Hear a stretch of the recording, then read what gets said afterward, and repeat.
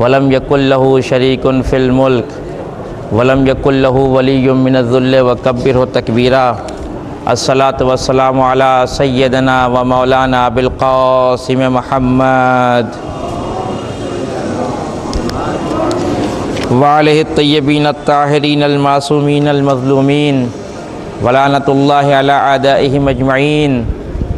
اما بعد فقد قال حسین بن علی علیہ الصلاۃ والسلام انی لم اخرج اشرا ولا بطرا ولا مفسدا ولا ظالما انما خرجت لطلب الاصلاح فی امت جدی وارید ان آمر بالمعروف وانہی عن المنکر واسیر بسیرت جدی وابی علی ابن ابی طالب۔ صلوات پڑھیں محمد و آل محمد پہ۔ ایک بار سورہ حمد اور 3 بار سورہ توحید کی تلاوت فرما کر مرحومہ مریم بائی بنت فاضل بھائی، مرحوم حاجی راج بھائی، میاں انیہ بسیج بھائی، میاں انیہ، مرحوم حاجی محمد علی بھائی جیو حاجی کی ارواح کو ایصال فرما دیں۔ بسم اللہ الرحمن الرحیم۔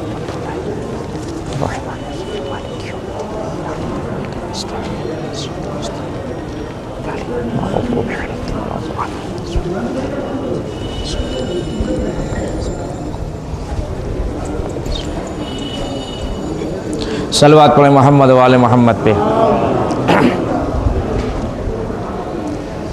ماہ ازاں ہے اور یہ ایام، یہ دن امام حسین علیہ السلام کی ذات بابرکت سے منسوب ہے، لہذا میں نے اسی مناسبت سے اس جملے کا تعین کیا ہے کہ جس کے ذیل میں آپ کی خدمت میں کچھ باتیں پیش کرنا چاہتا ہوں۔ کل کی جو باتیں میں نے آپ کی خدمت میں پیش کی تھی انشاءاللہ وہ آپ کے ذہن عالیہ میں محفوظ ہوں گی۔ امام حسین علیہ السلام جب مدینے سے نکلنے لگے تو اپنے بھائی محمد حنفیہ کو ایک وصیت نامہ، ایک لیٹر لکھا، جس میں امام نے یہ وضاحت کی کہ انی لم اخرج اشرا ولا بطرا ولا مفسدا ولا ظالما۔ محمد حنفیہ تم یہ بات جان لو کہ میں حسین ابن علی نہ کسی خود خواہی کے لیے نکل رہا ہوں، نہ کسی عیش و آرام کے لیے جا رہا ہوں، اور نہ ہی میرا مقصد یہ ہے کہ میں فساد پیدا کروں یا ظلم کسی کے اوپر کروں۔ انما خرجت لطلب الاصلاح فی امت جدی، میرا ارادہ یہ ہے، میں صرف اس لیے نکلا ہوں کہ میں اپنے نانا کی امت کی اصلاح کر سکوں۔ وارید ان آمر بالمعروف وانہی عن المنکر، اور میں یہ چاہتا ہوں کہ میں لوگوں کو اچھائی کی طرف بلاؤں و برائی سے روکوں۔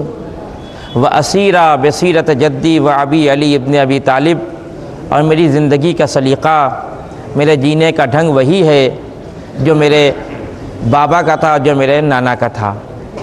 بہت اہم جملہ ہے یہ کربلا کو سمجھنے کے لیے، جس کی میں نے تلاوت کی ہے۔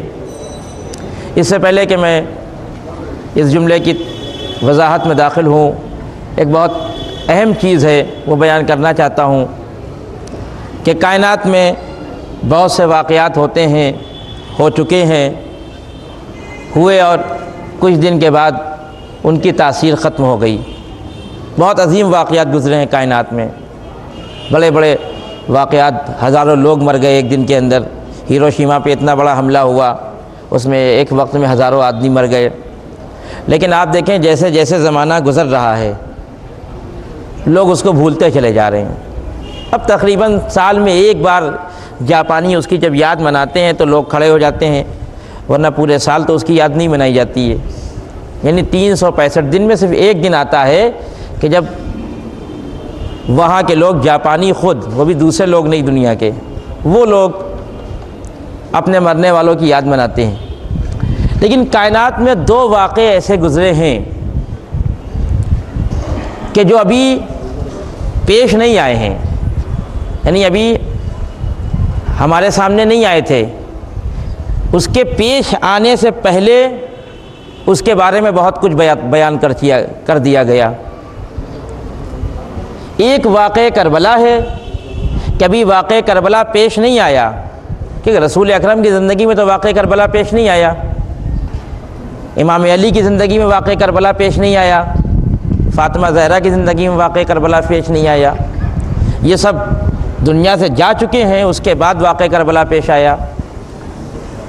لیکن آپ تاریخ اٹھا کے دیکھیں کہ امام حسین کی ولادت سے پہلے واقعہ کربلا کی پیشن گوئی کی گئی ہے۔ انبیاء جب اس سرزمین سے گزرے ہیں کربلا کی تو وہاں پہ گریہ کیا ہے، یہ باتیں آپ کی سنی ہوئی ہیں۔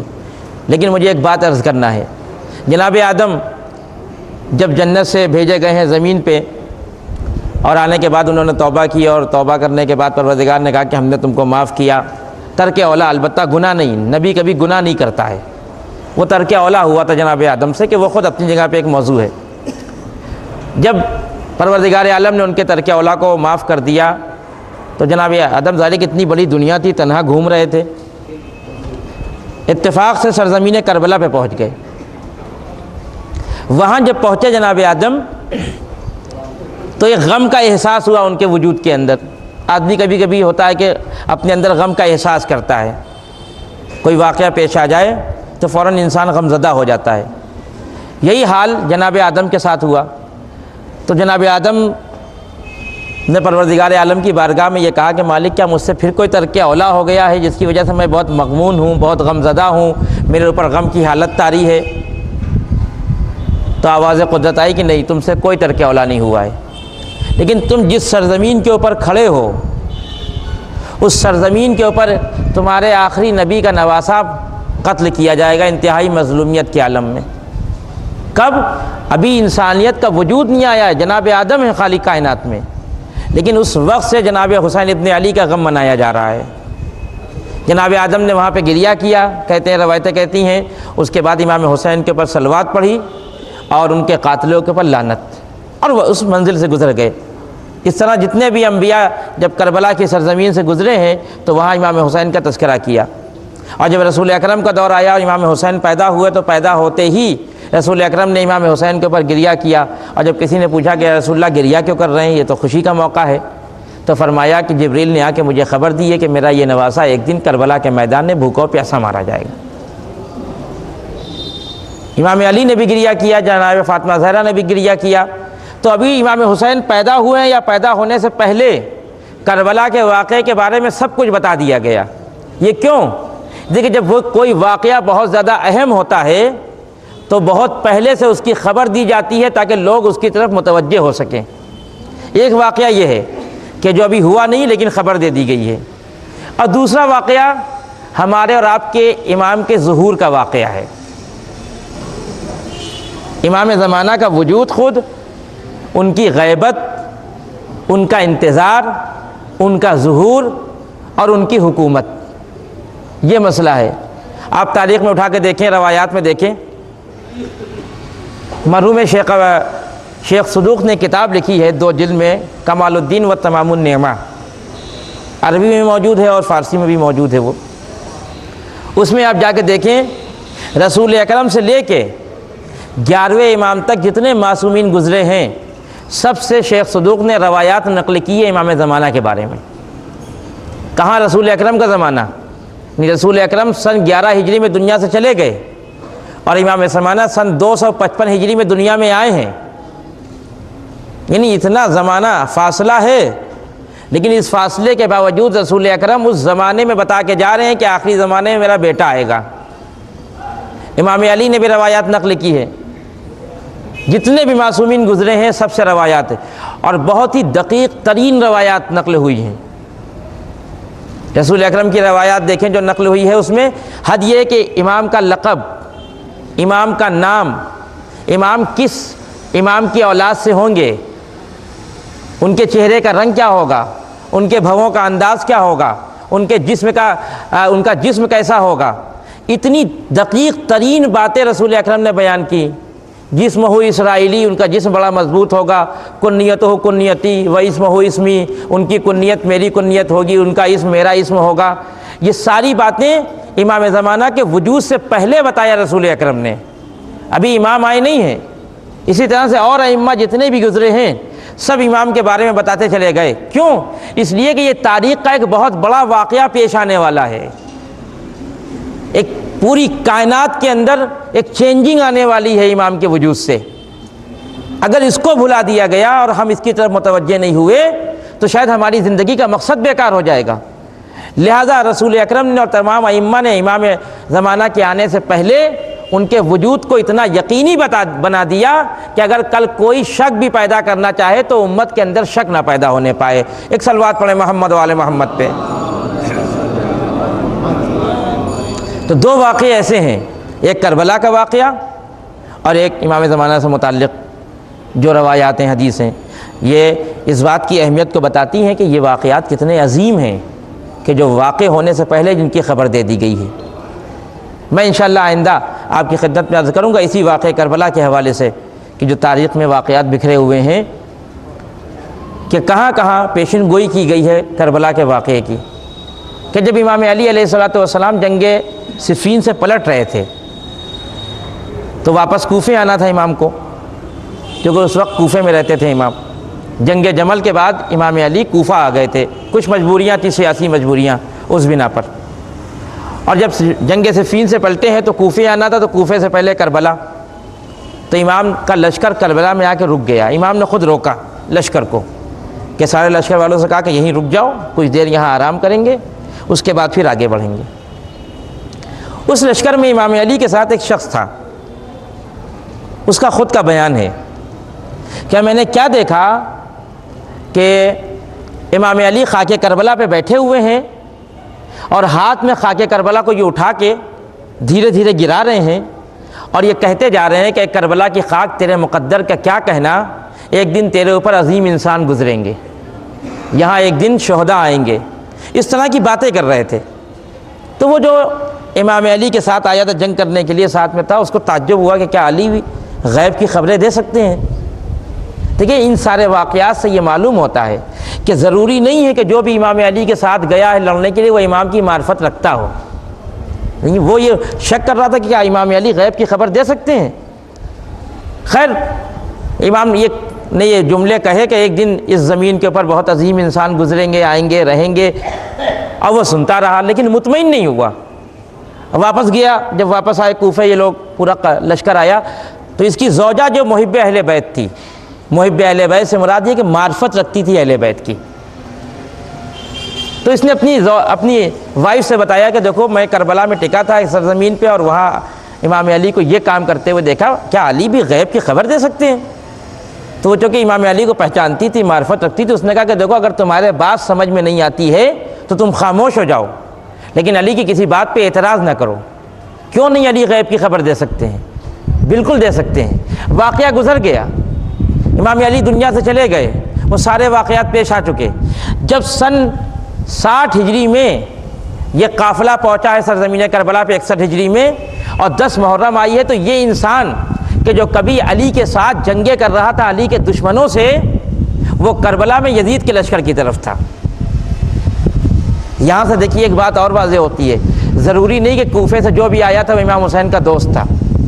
کوفے سے کچھ ایسے لوگ بھی آئے تھے جو کربلا میں یزید کی طرف کھڑے ہوئے تھے، کچھ امام حسین کی طرف آئے تھے۔ تو وہاں جب اس کو خیال آیا فوراً اس واقعے کا کہ جب صفین سے پلٹے تھے، کہ ہاں ایک دن جب ہم صفین سے پلٹے تھے تو علی ابن ابی طالب نے اسی سرزمین پہ بیٹھ کے کہا تھا کہ اے خاک کربلا تیرا کیا کہنا، تیرے اوپر عظیم انسان اتریں گے۔ اس کو یاد آ گیا کہ علی نے یہ بات کہی تھی، اور اس وقت جو شک کر رہا تھا اس کو یقین آ گیا کہ آج ہی وہ دن ہے کہ جس دن کے لیے علی نے کہا تھا کہ اس سرزمین پہ ایسے لوگ اتریں گے۔ تو کہاں جنگ صفین اور کہاں کربلا، لیکن اس سے اتنے دن پہلے امام علی نے کربلا کے واقعے کو بیان کر کے ہمارے ذہنوں کو اور آنے والے انسانوں کے ذہنوں کو جھنجھوڑا ہے کہ پہچانو کربلا کس سرزمین کا نام ہے۔ کربلا 72 گھنٹے کا نام نہیں ہے، کربلا 100 گھنٹے کا نام نہیں ہے، کربلا 14 یا 15 گھنٹے کا نام نہیں ہے، کربلا ایک تاریخ کا نام ہے۔ کربلا نے ایک تاریخ لکھ دی ہے۔ جیسے آپ نے سنا ہوگا کہ زمانے کو جب ڈیوائیڈ کرتے ہیں تو کہتے ہیں بعثت سے قبل کا زمانہ، بعثت سے بعد کا زمانہ۔ بعثت سے قبل کا زمانہ کیا؟ جاہلوں کا زمانہ، جہاں شراب پی جا رہی تھی، جہاں جوا کھیلا جا رہا تھا، جہاں برے کام کیے جا رہے تھے، لیکن رسول اکرم آئے مکے کی زمین پہ اور کہا کہ میں رسول ہوں اللہ کا، تو بعثت کے بعد کا زمانہ شروع ہوا۔ بعثت کے بعد کا زمانہ کیا؟ یعنی نماز کا زمانہ، روزے کا زمانہ، حج کا زمانہ۔ تو تقسیم کرتے ہیں اس کو بعثت سے پہلے کے زمانے سے بعثت کے بعد کے زمانے، یہ صحیح تقسیم ہے، غلط نہیں ہے۔ لیکن اس کے بعد جب امام حسین علیہ السلام نے کربلا میں یہ کارنامہ دکھا دیا تو وہاں سے پھر ڈیوائیڈ ہو گئی تاریخ، کربلا سے پہلے کی تاریخ اور کربلا سے بعد کی تاریخ۔ اب آپ خود جا کر تاریخ میں دیکھیں کہ کربلا سے پہلے کی تاریخ کا منظر کیا ہے اور کربلا کے بعد کی تاریخ کا منظر کیا ہے۔ اس سے پہلے کی تاریخ کو دیکھیں اور اس کے بعد کی تاریخ کو دیکھیں، دو نمایاں واقعے مل جائیں گے آپ کو۔ کربلا سے پہلے کی تاریخ میں انہی مسلمانوں نے جمعے کی نماز بدھ کو خاموشی سے پڑھ لی، کوئی نہیں بولا۔ کربلا سے پہلے انہی مسلمانوں نے صبح کی نماز 2 کے بجائے 3 رکعت پڑھ لی، کسی نے کچھ نہیں کہا۔ لیکن کربلا کے بعد آج تک کوئی کسی مسجد میں آپ نے سنا ہے کہ کسی امام نے جمعے کی نماز کے لیے اعلان کیا ہو کہ جمعے کی نماز اب کی جمعے کو نہ ہوگی، بدھ کو ہوگی؟ کسی امام سے سنا ہے آپ نے کہ کسی نے صبح کی 2 کے بجائے 3 رکعت نماز پڑھا دی ہو؟ یہ ہے کربلا کے بعد کی تاریخ، کہ جہاں کسی انسان کے اندر اتنی جرأت نہیں ہے کہ کھلم کھلا دین کے اندر تبدیلی پیدا کر دے۔ یہ کیا ہے؟ یہ کربلا کا کمال ہے۔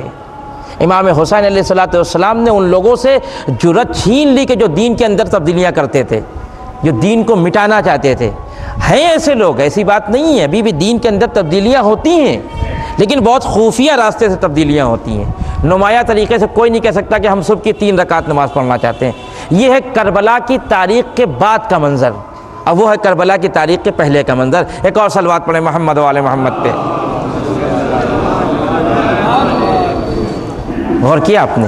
اب میں بات کو آگے بڑھا رہا ہوں کہ کل کی بات کہ امام حسین علیہ السلام کیا ہیں رسول اکرم کی نگاہ میں، کس اہمیت کے مالک ہیں امام حسین۔ کل میں نے ایک واقعہ آپ کی خدمت میں عرض کیا تھا کہ مسجد نبوی میں رسول اکرم بیٹھے ہوئے ہیں اور امام حسین آئے اور رسول نے بڑھ کے ان کو اٹھا لیا اور اپنی آغوش میں بٹھا لیا اور پھر ان کی تعریف کرنے لگے۔ اس طرح کے بہت سے واقعات ہیں جو تاریخ میں بکھرے ہوئے ہیں، کہ خود تاریخ کہتی کہ ایک دن رسول اکرم اپنی بیٹی کے گھر کی طرف سے گزر رہے تھے، جناب فاطمہ زہرا کے گھر کی طرف سے۔ گھر میں جانا مقصود نہیں تھا رسول کا، گھر کی طرف سے جا رہے تھے تو امام حسین کے رونے کی آواز آ گئی۔ امام حسین گریا کر رہے تھے، وہ آواز باہر آ گئی، رسول کے کانوں تک پہنچ گئی وہ آواز۔ رسول نے اپنا ارادہ بدل دیا، جہاں جا رہے تھے وہاں جانے کو ترک کر دیا اور اپنی بیٹی کے گھر میں آئے۔ اور بیٹی کے گھر میں آنے کے بعد کہتے ہیں کہ بیٹی مجھے حسین کے گریا سے تکلیف ہوتی ہے، بہت تکلیف ہوتی ہے مجھے۔ ظاہر ہے کہ امام حسین کے اوپر کوئی ظلم تو نہیں ہوا جو امام حسین روئے ہوں گے، کسی مسئلے پہ بچے تھے اس وقت رو دیے ہوں گے، لیکن وہ رونا بھی رسول اکرم کو گوارا نہیں ہے حسین ابن علی کا۔ اور بیٹی سے کہتے ہیں کہ بیٹی مجھے پسند نہیں کہ میرا بچہ روئے۔ تو اگر امام حسین تھوڑی دیر کے لیے اگر رو رہے ہیں اور رسول کو یہ رونا پسند نہیں ہے، تو سوچئے جب امام حسین کربلا کے میدان میں ہوں گے اور اتنے مصائب پڑے ہوں گے حسین ابن علی کے اوپر، تو رسول کے پر کیا گزر گئی ہوگی۔ یہ وہ واقعات ہیں تاریخ کے کہ جن واقعات میں آپ تلاش کر سکتے ہیں، آپ دیکھ سکتے ہیں امام حسین کی شخصیت کو اس محرم کے آئینے میں، اس ماہ سفر کے آئینے میں پہچان سکتے ہیں کہ شخصیت امام حسین کیا ہے۔ غور کیا آپ نے؟ یہ بہت اہم دن ہے جس میں ہم اور آپ زندگی گزار رہے ہیں۔ یہ خالی ہماری اتنی ذمہ داری نہیں ہے کہ ہم فرش ازا کہیں بچھی ہو تو آ کے بیٹھ جائیں اور مجلس سن لیں اور ثواب کما کے واپس چلے جائیں، نہ، صرف اتنی ذمہ داری نہیں ہے، اس سے بڑھ کے ذمہ داری ہے ہماری۔ صرف فرش ازا پہ آ جانا یہ کمال نہیں ہے، مجلسوں کا سن لینا یہ کمال نہیں ہے۔ جب تک نفس کے اندر کربلا کے صفات پیدا نہ ہوں اس وقت تک ان مجلسوں کا فائدہ نہیں ہوگا۔ دیکھ اگر ثوابی کمانا ہے کسی کو تو وہ بیٹھ کے قرآن پڑھ لے اپنے گھر میں، اپنے والدین کے چہرے پہ نگاہ کرنے لگے، قرآن کو کھول کے دیکھنے لگے تو ثواب ملتا رہے گا، اتنی دور آنے کی ضرورت نہیں ہے۔ یہ جو فرش ازا پہ بلایا گیا ہے وہ اس لیے تاکہ انسان بنے، انسانیت پیدا ہو، یہاں سے ہماری ذمہ داری بڑھتی ہے۔ ذمہ داری کیسے بڑھتی ہے؟ توجہ رکھیے گا۔ آپ نے دیکھا ہے کہ دنیا میں نیا سال آتا ہے، ابھی آنے والا ہے، دسمبر ختم ہونے والا ہے، جنوری کی 1 تاریخ ایک کامن نیا سال ہوگا پوری دنیا والوں کے لیے، سب مناتے ہیں اس کو، خوشی کے طور پہ مناتے ہیں، پوری دنیا میں خوشیاں منائی جاتی ہیں، جو جنوری سے شروع ہوتا ہے، 1 جنوری سے دنیا کا ہر انسان مناتا ہے اس کو، نیا سال۔ لیکن کچھ اقوام ایسی ہیں دنیا کے اندر جن کا اعتبار پایا جاتا ہے، بہت بڑی قومیں ہیں، ان کا اپنا ایک الگ سے نیا سال ہوتا ہے۔ آپ عیسائیوں میں چلے جائیے، ان سے پوچھے، وہ بتائیں گے فلاں تاریخ سے میرا نیا سال، میری قوم کا نیا سال شروع ہوتا ہے۔ یہودیوں میں چلے جائیے، وہ کہیں گے میرا سال فلاں تاریخ سے شروع ہوتا ہے۔ اور دنیا کی جو اقوام ہیں ان کے کیلنڈر بھی آپ دیکھ سکتے ہیں، چھپتے ہیں ان کے اعتبار سے۔ ایرانیوں کو چلے جائیے، ایرانیوں میں نیا سال جو شروع ہوتا ہے، جو اسلامی سال ہے وہ تو ہے، ایک نیا سال شروع ہوتا ہے جو 21 مارچ سے شروع ہوتا ہے، ان کا نوروز جسے کہتے ہیں، وہ اپنا الگ ان کا ہے۔ اسی طرح سے مسلمانوں کا بھی ایک نیا سال ہے جو ہجری سے شروع ہوتا ہے، 1 محرم یعنی نیا سال، اور 1 محرم سے ہم غم منانا شروع کر دیتے ہیں۔ دنیا کی جتنی قومیں ہیں جب وہ نیا سال مناتی ہیں تو اپنے نئے سال کا آغاز خوشی سے کرتی ہیں، خوشی منائی جاتی ہے، ہر جگہ خوشی منائی جاتی ہے۔ لیکن ایک مسلمان دنیا میں ایسی قوم ہے، اور شیعہ ایسی قوم ہے کہ جو اپنے نئے سال کا آغاز خوشی سے نہیں غم سے کرتی ہے۔ یہ بہت اہم چیز ہے، جو غم سے ہم آغاز کر رہے ہیں، شروع کر رہے ہیں، ابتدا کر رہے ہیں سال کی، یہ بہت اہم ہے۔ جو لوگ خوشی سے آغاز کر رہے ہیں سال کا، ان کی طرف دنیا اتنی متوجہ نہیں ہوتی ہے، کیونکہ ایک نارملی چیز ہے ان کے لیے خوشی منانا نئے سال پہ۔ لیکن الگ ہٹ کے، لیگ سے ہٹ کے کوئی کام کر رہا ہو، اگر مثال کے طور پہ میں ایک مثال دے دوں تو بہت بات واضح ہو جائے گی، کہ ایک پارک ہے، اس میں بچے کھیل رہے ہیں، 10-15 بچے کرکٹ کھیل رہے ہیں، ادھر سے لوگ گزر رہے ہیں، جتنے بھی لوگ گزریں گے وہ بچوں کو کھیلتے ہوئے دیکھیں گے، آگے بڑھ جائیں گے، رکیں گے نہیں، پوچھیں گے نہیں، کوئی نہیں پوچھے گا بچوں سے تم کیوں کھیل رہے ہو، کیوں؟ اس لیے کہ پارک کے اندر کھیلا ہی جاتا ہے، یہ بچوں کی جو عمر ہے یہ کھیلنے کی عمر ہوتی ہے۔ کوئی نہیں پوچھے گا ان سے کہ آپ کرکٹ کیوں کھیل رہے ہیں، آپ فٹ بال کیوں کھیل رہے ہیں، آپ ٹینس کیوں کھیل رہے ہیں، بچے ہیں کھیلیں گے، پارک بنائے کھیلنے کے لیے، گزر جائیں گے۔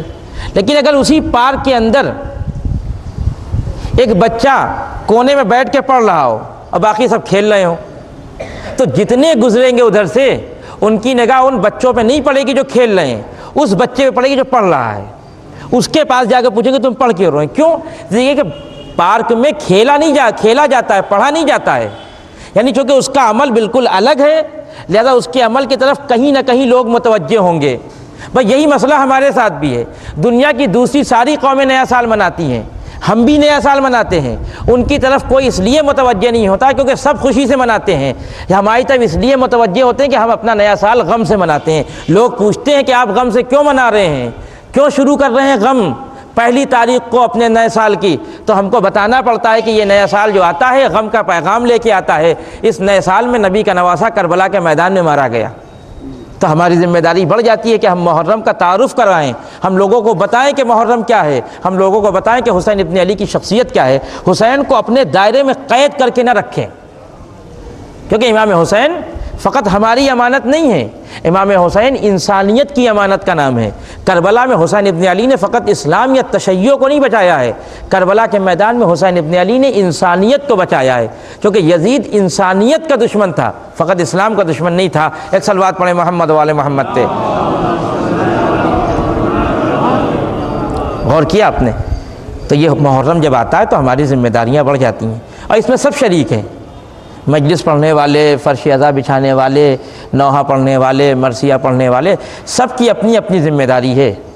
کوئی یہ نہ کہے کہ ایک ہی آدمی کی ذمہ داری ہے، جس کے پاس جو آیا ہے نصیب میں اس کے ذریعے وہ خدمت کر سکتا ہے اہل بیت کی، معصومین کی، امام حسین کی۔ اور یہ یاد رہے کہ اس عزاداری، یہ عزاداری بہت مقدس چیز کا نام ہے، انتہائی مقدس، اور اس کے مقدس کی سب سے بڑی دلیل ہے کہ اتنا زمانہ گزر گیا، کتنی کوششیں ہوئی ہیں اس عزاداری کو مٹانے کی اور دبانے کی، لیکن نہ یہ عزاداری دب سکی نہ مٹ سکی۔ کیوں؟ اس لیے کہ جو چیز جتنی مقدس ہوتی ہے اس کی بقا بھی اتنی ہی زیادہ ہوتی ہے۔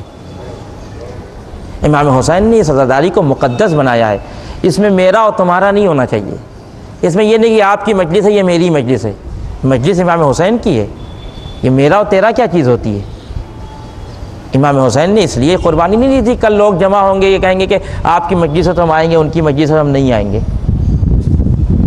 امام نے انسانیت کو بچانے کے لیے قربانی دی ہے، اور کربلا کا پیغام ہی یہی ہے کہ، اور اسی لیے یہ انقلاب کربلا فقط مسلمانوں تک محدود نہیں رہا۔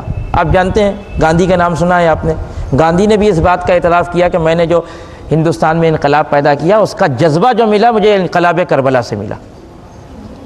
یعنی کربلا کی سرحدیں محدود نہیں ہیں اسلام تک، غیر اسلام سے بہت دور تک چلی گئی ہیں یہ سرحدیں، کوئی بھی آئے کربلا سے استفادہ کر سکتا ہے۔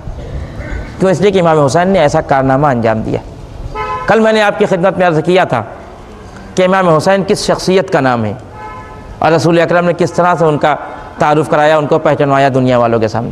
آج پھر میں ایک جملے کی تلاوت کروں گا اور اس کے ذیل میں ایک بات عرض کرنا چاہتا ہوں، اس اعتراف کے ساتھ کہ آپ نے یہ جملہ بہت بار سنا ہے، لیکن میں ایک نئے رخ سے، نئے اینگل سے اس جملے کو حل کرنا چاہتا ہوں۔ سنا ہوگا آپ نے کہ امام حسین علیہ السلام کو کتنی بار امام رسول اکرم نے اپنی آغوش میں بٹھایا اور کیا کہا؟ حسین و منی و انا من حسین۔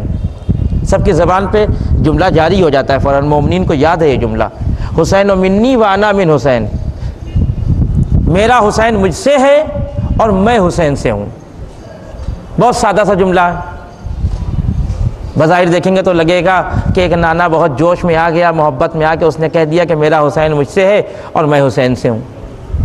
اور پھر لوگ اس کی تشریح بھی کرتے ہیں کہ یہ کیسے ہو سکتا ہے کہ یہ تو ممکن ہے کہ ایک نواسہ اپنے نانا سے ہو، لیکن یہ کیسے ممکن ہے کہ ایک نانا اپنے نواسے سے ہو جائے؟ سوال یہ ہے کہ نانا اور نواسے کی گفتگو وہاں پہ آئے گی، بات وہاں پہ ہوگی جب کبھی رسول خود اپنے لیے کوئی کام کرتا ہو۔ لیکن جب قرآن نے کہہ دیا وما محمد الا رسول، میرا محمد رسول کے علاوہ کچھ اور نہیں ہے، وما ينطق عن الهوى ان هو الا وحی یوحی، میرا رسول تلاوت کرتا ہی نہیں ہے، بولتا ہی نہیں ہے کچھ جب تک کہ میری طرف سے حکم نہ ہو جائے۔ یعنی قرآن نے رسول کو کتنا سنبھال کے رکھا ہے کہ اس کا کوئی رشتہ نہیں ہے، اس کا اپنا خود کوئی کلام نہیں ہے، جب تک میری مرضی نہیں ہوگی رسول بولے گا نہیں، اس کے کوئی رشتے قائم نہیں ہوتے ہیں، یہ صرف رسول ہے۔ تو جب قرآن کہہ رہا ہے کہ محمد صرف رسول ہیں، تو ہمیں اور آپ کو یہ کہنے کا حق کہاں سے ملتا ہے کہ ایک نانا نے ایک نواسے کے لیے جملہ کہا؟ جرأت پیدا ہونا چاہیے یہ کہنے کی کہ آپ یہ کہیے کہ ایک رسول نے، اپنے زمانے کے رسول نے حسین کے بارے میں یہ جملہ کہا ہے کہ میرا حسین مجھ سے ہے اور میں حسین سے ہوں۔ اور اس کو حل کریے، اس کو تلاش کریے، کوشش کریں کہ اس جملے کو حل کریں۔ علماء نے کوشش کی ہے، مطالب بیان کیے اس جملے کے ذیل میں، اور نہ جانے کتنے مطالب ہیں، اس میں سے میں صرف ایک بیان کرنا چاہتا ہوں کہ کیوں رسول اکرم نے یہ فرمایا کہ میرا حسین مجھ سے ہے اور میں حسین سے ہوں۔ یعنی ایک وقت یہ ہے کہ حسین ابن علی کا وجود رسول اکرم کی بنا پہ ہے، اور دوسرے جملے سے ثابت یہ ہوتا ہے کہ رسول اکرم کا وجود امام حسین کی وجہ سے ہے۔ پہلا جملہ تو بہت آسان ہے کہ رسول اکرم خود اللہ کے رسول ہیں، ان کے صدقے میں کائنات خلق ہوئی ہے، امام حسین اس کائنات کی ایک مخلوق کا نام ہے، رسول اکرم کی وجہ سے پیدا ہوئے، رسول اکرم نہ ہوتے تو ان کی بیٹی نہ ہوتی، ان کی بیٹی نہ ہوتی امام حسین نہ ہوتے۔ تو یہ پہلا جملہ تو صحیح ہے کہ میرا حسین مجھ سے، لیکن یہ دوسرا جملہ بہت اہم ہے، اس میں امام حسین کی معرفت پوشیدہ ہے، شخصیت پوشیدہ ہے اس جملے کے اندر۔ میں پھر مثال کا سہارا لوں گا تاکہ بات بالکل واضح ہو جائے۔ دیکھیں دنیا میں جب کوئی چیز بنتی ہے، جس ممبر میں بیٹھ کے تقریر کر رہا ہوں، اس کو کسی نے بنایا ہے، اس ممبر کو جس نے اس ممبر کو بنایا ہے اس کو کہتے ہیں علت محدثہ، یعنی جو کسی چیز کو پیدا کرتا ہے، کسی چیز کی وجہ سے اگر کوئی چیز پیدا ہو جائے تو پیدا کرنے والے کو علت محدثہ سے تعبیر کرتے ہیں۔ یہ بن گیا ہے ممبر، تو کیا بننے کے بعد ختم اب ساری ذمہ داری؟ نہیں، ایک اور ذمہ داری بڑھ جاتی ہے اس کو محفوظ رکھنے کی، کہ کوئی آ کر اس کو محفوظ رکھے۔ جو اس کو محفوظ رکھتا ہے اس کو علت بقا کہتے ہیں۔ توجہ رکھیے گا، یہ فلسفے کی اصطلاح میں بہت آسان کر کے بیان کرنا چاہتا ہوں۔ جو کسی چیز کو پیدا کرتا ہے اس کو علت محدثہ کہتے ہیں، اور اس چیز کو جو باقی رکھتا ہے اس کو علت بقا کہتے ہیں۔ یہ دو چیزیں، علت محدثہ، علت بقا۔ اب آئیے ایک مثال دیتا ہوں میں آپ کے سامنے.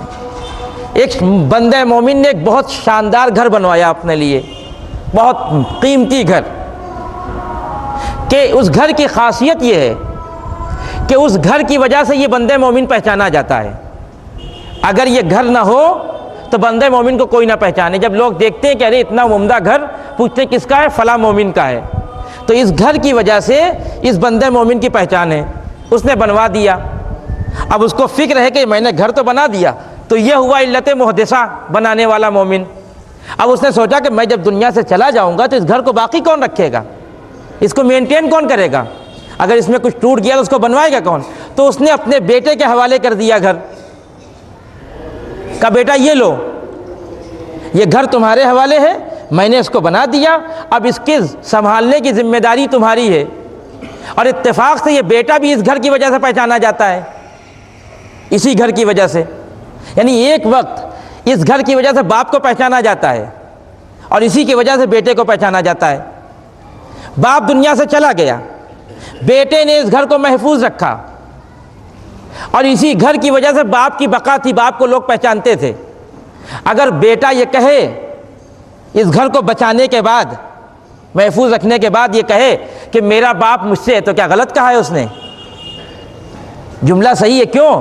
اس لیے کہ اگر یہ بیٹا نہ ہوتا تو یہ گھر نہ بچتا. اگر یہ گھر نہ بچتا تو باپ کا نام نہ باقی نہ رہتا. باپ کا جو نام باقی ہے اس گھر کی وجہ سے، اور اس گھر کو اس بیٹے نے بچایا ہے. تو بیٹا کہہ سکتا ہے کہ میرے باپ کا وجود میری وجہ سے ہے. کیوں؟ اس لیے کہ بیٹا علت بقا ہے. اور ادھر سے باپ بھی کہہ سکتا ہے بیٹے کے لیے کہ میرا بیٹے کا وجود میری وجہ سے ہے. کیوں؟ اس لیے کہ اگر یہ گھر نہ ہوتا تو بیٹے کا وجود نہ ہوتا. تو دونوں ایک وقت میں باپ بیٹے کے لیے کہہ سکتا ہے کہ اگر میں نہ ہوتا میرا بیٹا میری وجہ سے ہے، اور بیٹا باپ کے لیے کہہ سکتا ہے کہ میرا باپ میری وجہ سے. کیوں؟ اس لیے کہ بیچ میں ایک گھر لا کے رکھا گیا ہے. گھر کی وجہ سے دونوں باقی ہیں، یہ بھی باقی ہے وہ بھی باقی ہے. اب میں ٹیلی کرنا چاہتا ہوں اس مثال کو رسول اکرم کے اوپر. رسول اکرم کا سارا تشخص ہے اسلام سے. اگر اسلام نہ ہو تو رسول اکرم نہیں ہے. ساری ذمہ داری رسول اکرم کے اوپر اسلام کی ہے. رسول اکرم نے کیا کہا کہ میرا حسین مجھ سے ہے.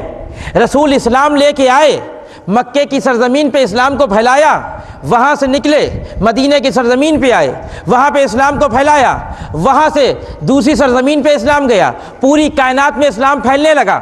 یعنی اسلام کی وجہ سے لوگ رسول اکرم کو جانتے تھے. اگر یہ اسلام ختم ہو جائے تو رسول اکرم ختم ہو جائیں. تو رسول اکرم کا سارا تشخص اور معیار اس بنا پہ ہے کہ یہ اسلام باقی ہے. رسول اکرم نے کیا کہا؟ میرا حسین مجھ سے ہے. یہ بات تو سمجھ میں آتی ہے، لیکن اب جب یہ کہہ رہے ہیں کہ میں حسین سے ہوں تو یہ کیوں کہا؟ کہ اس لیے کہ اسلام کی وجہ سے میں باقی ہوں، اور میرے جانے کے بعد اس اسلام کو حسین بچائیں گے. اسلام کو بچایا کس نے؟ امام حسین نے بچایا. تو امام حسین نے جب اسلام کو بچایا تو اسلام بچا تو رسول اکرم بچے. گویا رسول اکرم ہے علت محدثہ اور حسین ابن علی ہے علت بقا. رسول اکرم کے بعد امام حسین علیہ الصلوۃ والسلام نے اسلام کو بچا کے رسول اکرم کی ذات کو بچا لیا. اس لیے رسول اکرم نے کہا کہ میرا حسین مجھ سے اور میں حسین سے ہوں. ایک صلوات پڑھیں محمد والے محمد پہ. یہ جذباتی جملہ نہیں ہے کہ جس کی بنا پہ کوئی یہ کہے کہ جذبات میں آ کر رسول اکرم نے کہہ دیا کہ میرا بیٹا مجھ سے اور حسین مجھ سے اور میں حسین سے ہوں. نہیں، یہاں پہ مسئلہ یہ ہے کہ اسلام ایک درمیانی چیز تھی. رسول اکرم آئے تھے اسلام کو پھیلانے کے لیے. ساری زحمتیں جو رسول اکرم نے برداشت کی ہیں وہ اسی اسلام کے لیے برداشت کی ہیں، کسی اور چیز کے لیے برداشت نہیں کی ہے. لیکن اگر کربلا کے میدان میں حسین ابن علی کی قربانی نہ ہوتی تو کیا اسلام بچ جاتا؟ کبھی نہیں بچتا اسلام. اسلام کا نام و نشان مٹ جاتا. جس طرح سے 50 سال کے اندر تغیر آیا تھا، تبدیلی آئی تھی. کہاں رسول اکرم کا زمانہ اور کہاں وہ امام حسین کا زمانہ. 50 سال گزرے ہیں، بہت زیادہ زمانہ نہیں ہوتا 50 سال. یعنی جس اسلام کو رسول اکرم نے اپنے خون سے سینچا تھا اس اسلام کے ساتھ کیا ہوا؟ اسلام کے نام پہ خلافت آنے لگی، اسلام کے نام پہ حکومت آنے لگی. اور حد ہو گئی اس بات کی کہ سوچئے گا آپ کہ 50 سال میں مسلمانوں کے ذہنوں پہ کیسے گرد و غبار جم گئے کہ یزید جیسا فاسق انسان تخت حکومت پہ آ کے بیٹھ گیا اور لوگ خاموش رہے. کسی نے کچھ نہیں کہا. ایک آواز تو اٹھنا چاہیے تھی کم سے کم مدینے سے، کوفے سے کسی کو اٹھنا چاہیے تھا، مکے سے کسی کو اٹھنا چاہیے تھا کہ یزید کو کہاں بنا دیا. یہ میں کل انشاءاللہ آپ کی خدمت میں عرض کروں گا کہ کربلا کیوں واقع ہوتی ہے، کون سی امت کے اندر خرابی پیدا ہوتی کہ جس کی بنا پہ کربلا سامنے آتی ہے. ایسے نہیں آتی کربلا، امت کے اندر جب خرابی پیدا ہوتی. اسی لیے امام حسین نے فرمایا انما خرجت لطلب الاصلاح فی امت جدی، میں اپنے نانا کی امت کی اصلاح کے لیے نکل رہا ہوں. یعنی امت کے اندر کوئی خرابی تھی تب امام حسین امت کی اصلاح کے لیے نکل رہے تھے. تو سوال یہ کہ وہ کون سی خرابیاں ہوتی ہیں امت کے اندر، دیکھنا پڑے گا کہ جس خرابی کے بعد ایک کربلا کا ہونا ضروری ہے، جس خرابی کے بعد ایک حسین کا آنا ضروری ہے، کہ جب تک حسین نام کی شخصیت اس خرابی کے بعد نہیں آئے گی امت کے اندر اصلاح نہیں ہو سکتی. لیکن آپ صرف اس جملے کو سوچئے گا، اور بھی بہت سی چیزیں اس باتیں نکل سکتی ہیں اس جملے میں کہ حسین و منی و انا من حسین، میرا حسین مجھ سے اور میں حسین سے. رسول اکرم کی ساری ریاضت، ساری محنتیں، نہ صرف رسول اکرم، امام حسین کو آپ کیا کہتے ہیں؟ السلام علیک یا وارث آدم صفوت اللہ، السلام علیک یا وارث نوح نبی اللہ، السلام علیک یا وارث ابراہیم خلیل اللہ. حسین انبیاء کے وارث ہیں، وراثت منتقل ہوئی ہے امام حسین تک. اب یہ ایک الگ مرحلہ ہے کہ وہ کون سی وراثتیں منتقل ہوئی ہیں حسین ابن علی تک. جناب آدم کی کون سی وراثت تھی جو حسین ابن علی تک آئی ہے؟ جناب ابراہیم کی کون سی وراثت ہے جو حسین ابن علی تک آئی ہے؟ جناب نوح کی کون سی وراثت ہے جو حسین ابن علی تک آئی ہے؟ یہ آپ تاریخ میں تلاش کریں، یہ امام کی زبان سے نکلے ہوئے جملے ہیں، یہ کسی عام آدمی کا جملہ نہیں کہ حسین آدم کے وارث ہیں، حسین نوح کے وارث ہیں. اگر امام نے کہا ہے کہ حسین انبیاء کے وارث ہیں تو پھر ہیں، ہم کو تلاش کرنا پڑے گا تاریخ میں. اور جب آپ کربلا کے سرزمین پہ آئیں گے، ایک مختصر سا خطہ، پہلے یہ زمین تھی کربلا، جب امام حسین نہیں وارد ہوئے تھے کربلا کے اوپر تو یہ زمین تھی. لیکن جب امام حسین کربلا پہ وارد ہو گئے اس زمین پہ اور وہ قربانیاں پیش کر دی تو اب یہ زمین نہیں رہی، اب کربلا حق کی نشانی کا نام ہو گیا ہے. کہیں بھی آپ نام لیں، کربلا کا نام لیں، فوراً آدمی منتقل ہو جائے گا حق و باطل کی طرف. ورنہ کربلا پہلے امام حسین کے وارد ہونے سے پہلے کربلا ایک عام زمین تھی، لوگ آتے تھے چلے جاتے تھے، آتے تھے چلے جاتے تھے.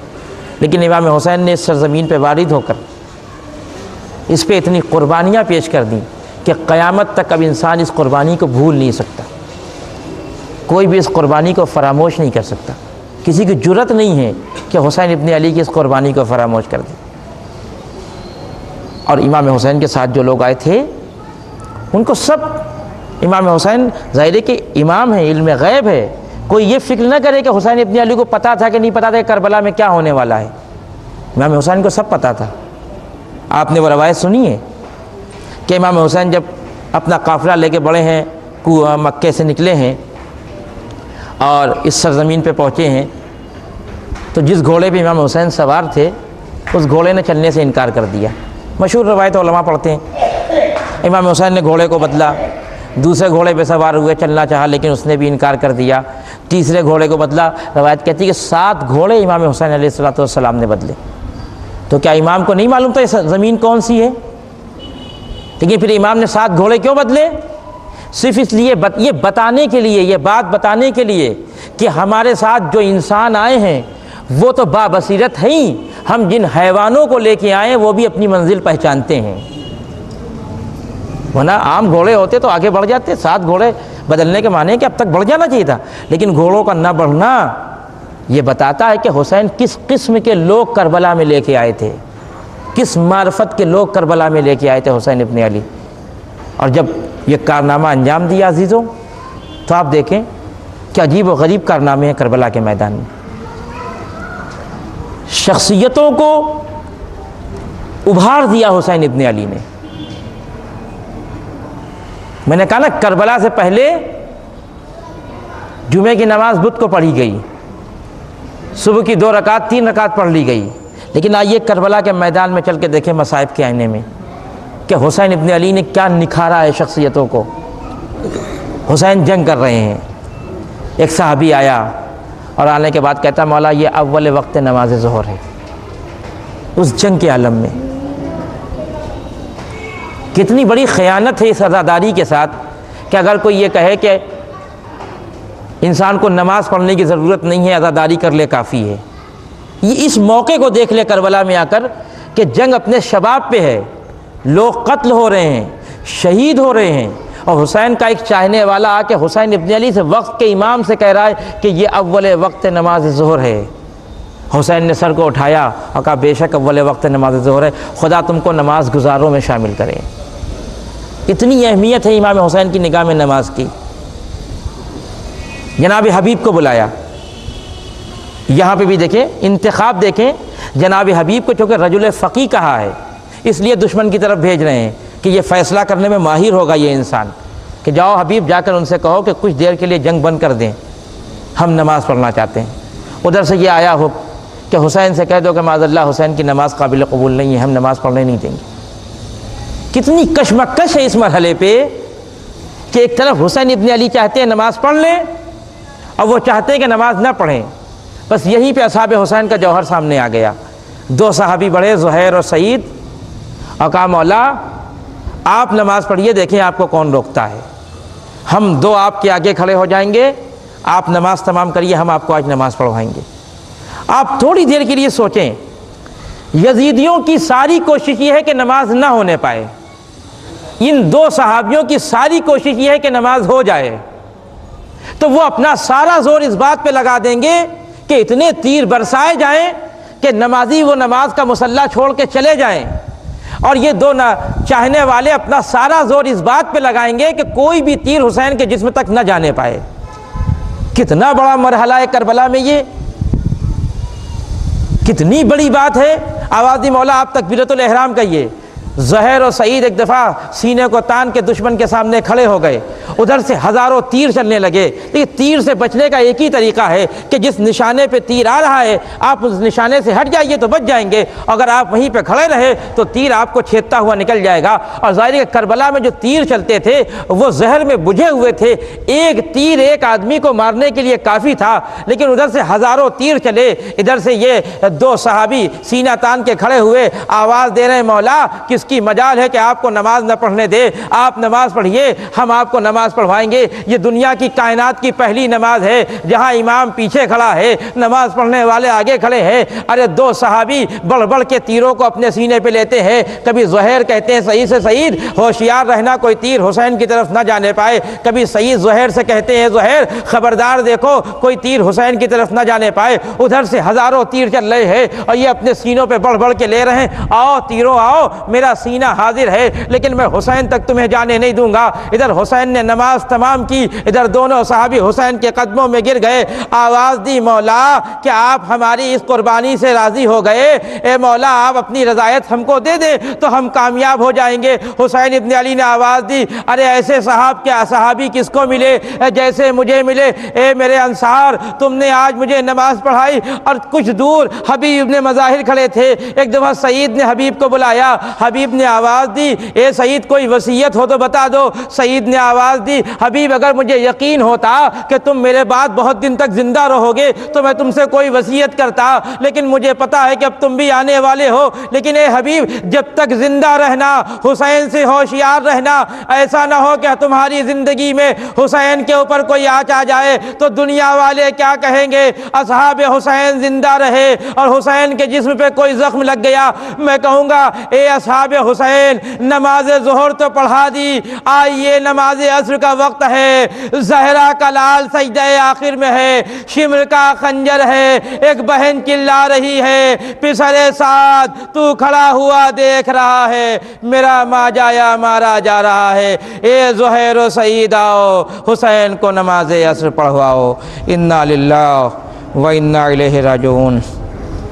خداوند کریم تجھے واسطہ محمد و آل محمد کا ہماری اس مختصر سی عزا کو تو قبول فرما، جو لوگ مقروض ان کے قرضوں کو دور فرما، جو لوگ حج و زیارت کے مشتاق ان کو حج و زیارت سے مشرف فرما، علماء کرام کا سایہ ہمارے سروں پہ باقی رکھ، مراجع کرام کا سایہ ہمارے سروں پہ باقی رکھ، امام زمانہ کے ظہور میں تعجیل فرما، ہم کو ان کے اعوان و انصار میں شامل فرما، ربنا وتقبل دعاء انك انت السميع العليم وتب علينا وانك انت التواب الرحيم.